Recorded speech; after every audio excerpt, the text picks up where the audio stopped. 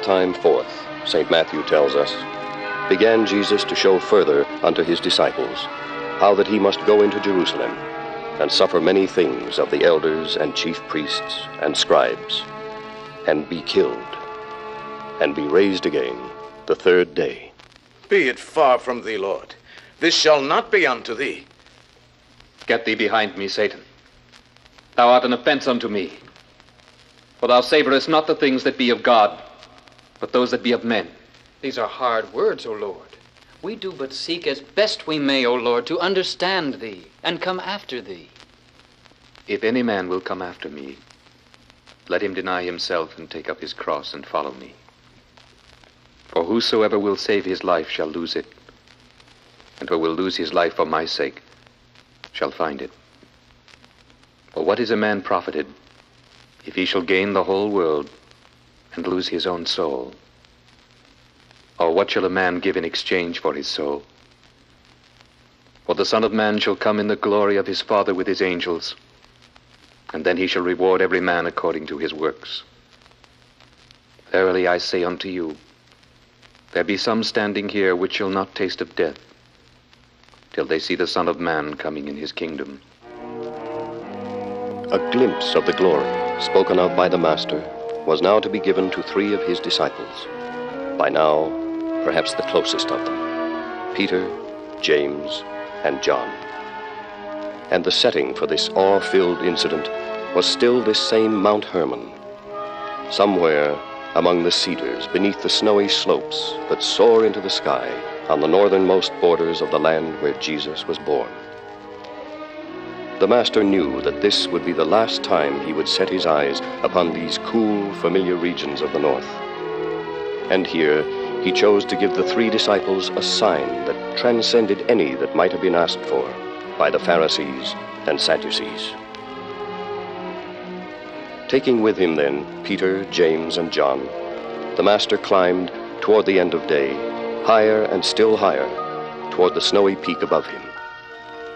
And here, with the branches of the cedars whispering in the evening wind above him, he went a little apart from them to pray. And we are told that as he prayed, the fashion of his countenance was altered, and his raiment became exceeding white as snow, and his face did shine as the sun. Yet, despite the glory that was unfolding in front of them, Peter and James and John were heavy with sleep. Not until the holy radiance had reached its brightest did they begin to waken. Look, Brother Peter. Lookest thou, John? It is the Lord who stands there in the light. The Lord. And yet so clearly now, the Lord of Lords. Gleaming with such a light as I have never seen, or never seen on earth. It is the light of heaven. And see the figures standing with him. Long dead, the 2 of them. Until the Master bade them come here to him. The one is Moses. And the other, Elias. Listen to them. Listen as they talk together.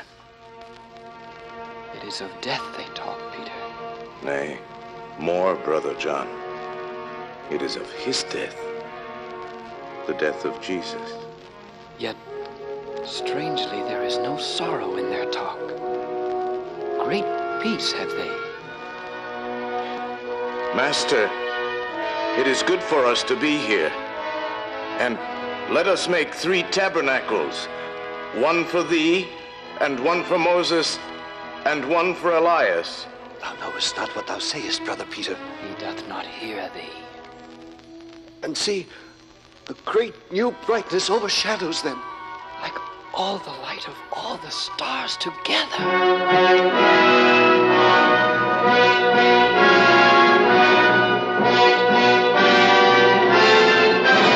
This is my beloved Son, in whom I am well pleased. Hear ye him. Fall on thy face, Brother James, as I have done, for this is holy ground. Arise, and be not afraid. And when they had lifted up their eyes, they saw no man, save Jesus only. And as they came down from the mountain, Jesus charged them, saying, Tell the vision to no man, until the Son of Man be risen again from the dead. Master, why then say the scribes that Elias must first come? Elias truly shall first come and restore all things.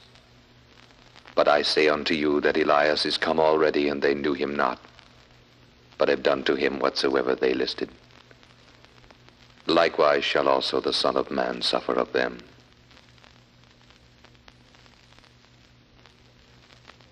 Then the disciples understood that he spoke unto them of John the Baptist.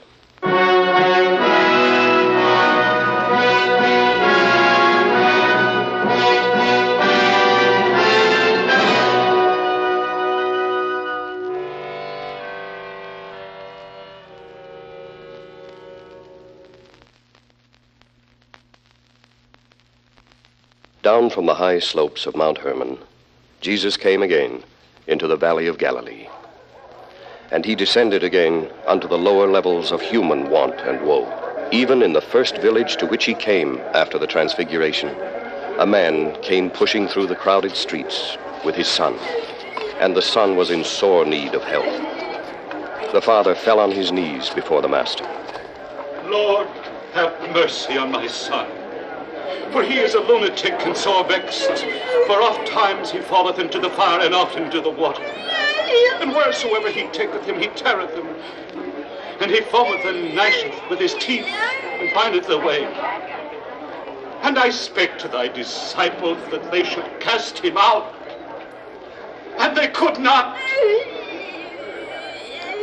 O faithless and perverse generation, how long shall I be with you? How long shall I suffer you? Bring him hither to me. How long is it ago since this came unto him? Of a child, oft times it hath cast him into the fire and into the water to destroy him. But if thou canst do anything, have compassion. Help. If thou canst believe, all things are possible to him that believeth. Lord, I believe. Help thou mine unbelief. Thou dumb and deaf spirit, I charge thee, come out of him and enter no more into him.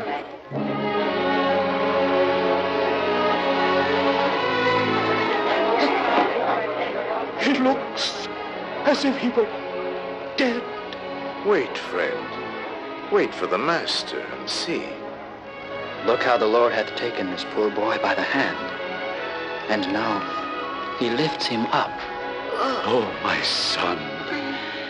See, let me help thee to thy feet. I have been dreaming. It was a fearsome dream, and yet I do forget the dream already, Father. Come home with me. I will come home. Home is what I have sought so long and found not. I thank thee, Lord.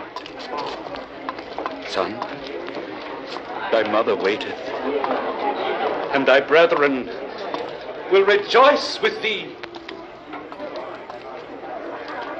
Master, why could not we cast him out? Because of your unbelief. For verily I say unto you, if ye have faith as a grain of mustard seed, ye shall say unto this mountain, remove hence to yonder place, and it shall remove, and nothing shall be impossible unto you. Howbeit this kind goeth not out but by prayer and fasting.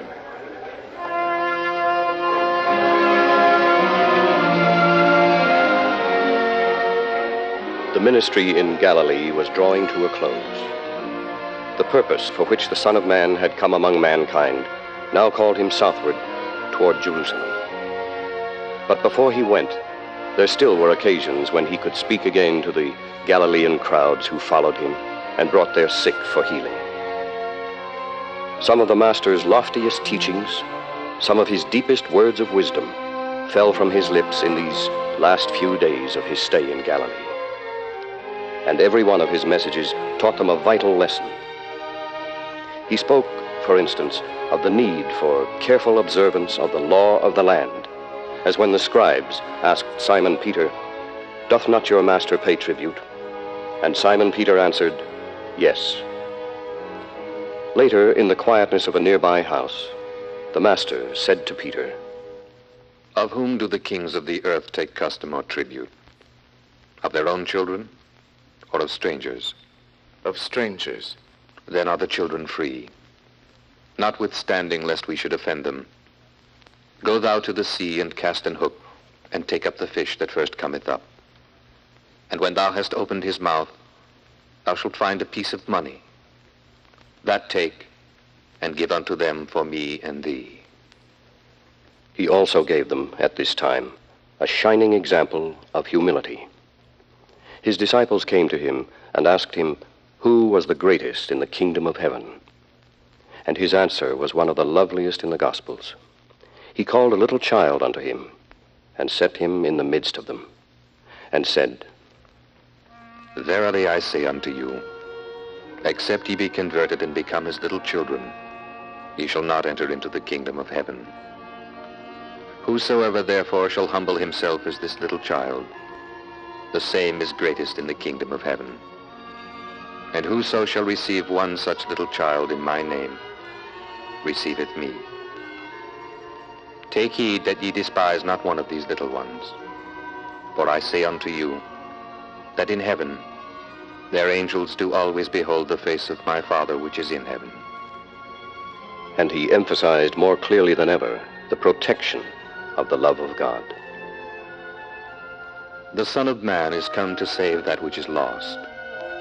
How think ye? If a man have 100 sheep, and one of them be gone astray, doth he not leave the 99 and goeth into the mountains, and seeketh that which is gone astray?